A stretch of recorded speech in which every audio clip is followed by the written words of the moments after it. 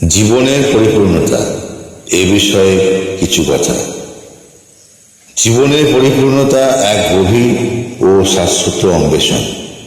পরিপূর্ণতা কোনো নির্দিষ্ট গন্তব্য বা শেষ বিন্দু নয়, বরং এটি একটি জীবনমুখী যাত্রা এবং মানসিক অবস্থা। বিভিন্ন মানুষের কাছে এর সংজ্ঞা ভিন্ন হতে পারে, তবে জীবনের প্রকৃত পরিপূর্ণতা মূলত কয়েকটা মূল স্তম্ভের ওপর দাঁড়িয়ে থাকে। নিজের ভেতরের সুপ্ত প্রতিভাকে চেনা এবং তাকে বিকশিত করার মধ্যেই লুকিয়ে আছে এক পরম তৃপ্তি। যখন একজন মানুষ তার চিন্তাভাবনা, আবেগ বা দর্শনকে সাহিত্য, শিল্প, কবিতা বা অন্য কোনো সৃষ্টির মাধ্যমে প্রকাশ করতে পারেন, তখন জীবনের এক অন্যরকম অর্থ খুঁজে পাওয়া যায়। নিজের সৃষ্টিকে বিশ্বের দরবারে বা সমাজের মানুষের কাছে পৌঁছে দেওয়ার আনন্দই আলাদা।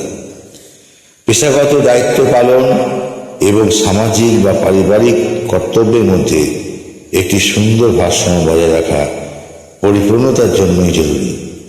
একজন শিক্ষক হিসেবে জ্ঞান আলো ছড়িয়ে দেওয়া যায়, কিংবা আর্থিক সুরক্ষার মাধ্যমে মানুষের ভবিষ্যৎ সুরক্ষিত করতে সাহায্য করার মতো পরোপকারী কাজগুলো জীবনে গভীর সার্থকতা বয়ে আনে।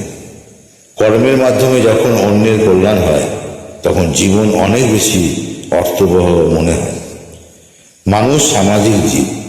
পরিবার, সন্তান এবং আপনজনদের সাথে কাটানো মুহূর্ত, তাদের প্রতি স্নেহ, ভালোবাসা এবং পাশে থাকার অনুভূতি জীবনকে কানায় কানায় পূর্ণ করে তোলে। একই সাথে সমমনোভাবাপন্ন বন্ধু বা বুদ্ধিভিত্তিক মহলের সাথে আত্মিক এবং চিন্তাশীল সংযোগ মনের খোরাক যোগায়। জগতে সবকিছু পরেও যদি মনের ভেতরে শান্তি না থাকে, তবে কোনো সাফল্যই সম্পন্ন হয় না। যা কিছু পাওয়া গেছে তার প্রতি কৃতজ্ঞ থাকা এবং যা কিছু করা সম্ভব হচ্ছে তার মধ্যে আনন্দ খুঁজে পাওয়ার নামই হলো সন্তুষ্টি। নিজের শিকড় ও চারপাশে পরিবেশের সাথে যুক্ত থাকা মনের শান্তিকে আরো বাড়িয়ে দেয়। জীবনকে কেবল নিজের বৃত্তে সীমাবদ্ধ না রেখে সমাজ, দেশ বা ভবিষ্যৎ প্রজন্মের জন্য কিছু দিয়ে দেওয়ার চেষ্টা করাই হলো প্রকৃত পরিপূর্ণতা। তা হতে পারে নতুন প্রজন্মকে সুশিক্ষা দীক্ষিত করা, কোনো লেখনীর মাধ্যমে চিরন্তন বার্তা রেখে যাওয়া, কিংবা কারো বিপদের দিনে আশার আলো দেখানো।